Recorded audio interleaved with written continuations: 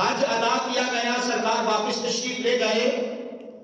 آقا علیہ الصلوۃ والسلام کی طبیعت خراب ہو گئی تو میرے آقا بستر علالت پہ چلے گئے.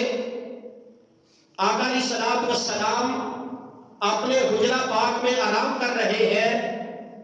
نماز کا وقت ہو گیا. صحابہ کرام سے مسجد نبوی بھری پڑی ہے. صحابہ کی ہلکی ہلکی آوازیں آ رہی ہیں. میرے اور آپ کے آقا مولا نے پوچھا کہ اے عائشہ کیا بات ہے؟ عرض کیا یا رسول اللہ صلی اللہ علیہ وسلم حضور نماز کا وقت ہو گیا ہے، مسجد نبوی شریف بھری پڑی ہے اور صحابہ آپ کی طبیعت کے متعلق پریشان ہے کہ پتہ نہیں معاملہ کیا ہے. آقا علیہ الصلوۃ والسلام نے فرمایا مرو ابا بکر، حضرت ابو بکر کو حکم دو کہ وہ نماز لوگوں کو پڑھا دے.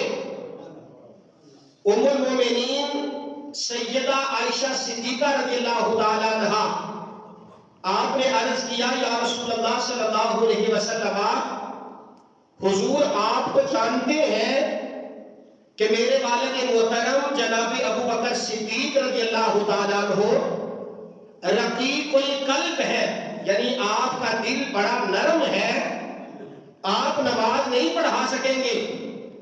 تو آقا علیہ الصلوۃ والسلام نے حضرت عائشہ صدیقہ کی طرف غور سے دیکھا اور فرمایا اے عائشہ میں حکم دے رہا ہوں کہ ابو بکر سے کہے کہ وہ لوگوں کو نماز پڑھا دے.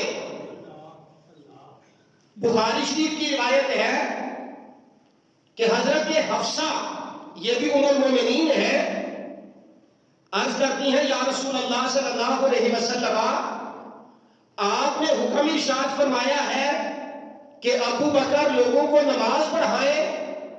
آپ نے فرمایا ہاں حفصہ میں نے حکم دیا ہے، یہ حکم میرے اللہ نے مجھے عطا فرمایا ہے کہ میں حضرت ابو بکر سے کہوں کہ وہ لوگوں کو نماز پڑھائیں.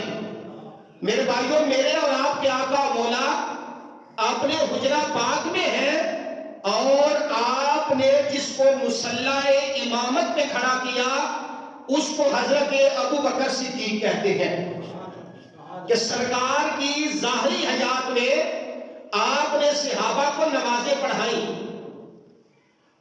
آپ جس نے سرکار کی ظاہری حیات کے اندر صحابہ کو نمازیں پڑھائیں، جناب علی شیر خدا کہتے ہیں کہ جس کو رسول اللہ نے ہماری نمازوں کا امام بنایا ہے ہم اسی شخصیت کو اپنے دنیاوی معاملات میں بھی اپنا رہبر و رہنما بناتے ہیں. یعنی آپ کی خلافت کو بھی آپ نے قبول کیا. میرے بھائیوں آقا علیہ الصلوۃ والسلام کا ظاہری وصال ہو گیا.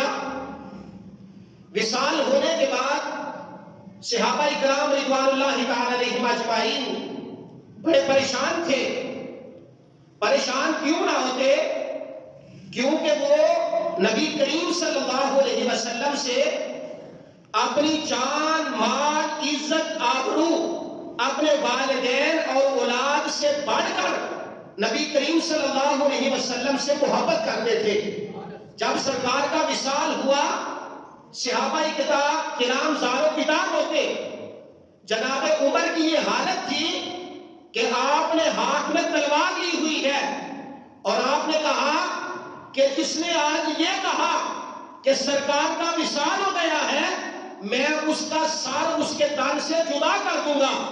حضرت ابو بکر صدیق آگے بڑھے، آپ نے خطبہ ارشاد فرمایا اور آپ نے فرمایا میرے ساتھیوں یہ اللہ کا حکم ہے، اس کائنات میں جو بھی آیا ہے اس نے لوٹ کر دوبارہ اللہ کی بارگاہ میں حاضر ہونا ہے. صحابہ کہتے ہیں ہمارے ہوش و حواس قائم ہو گئے کہ سرکار کا وصال ہو گیا.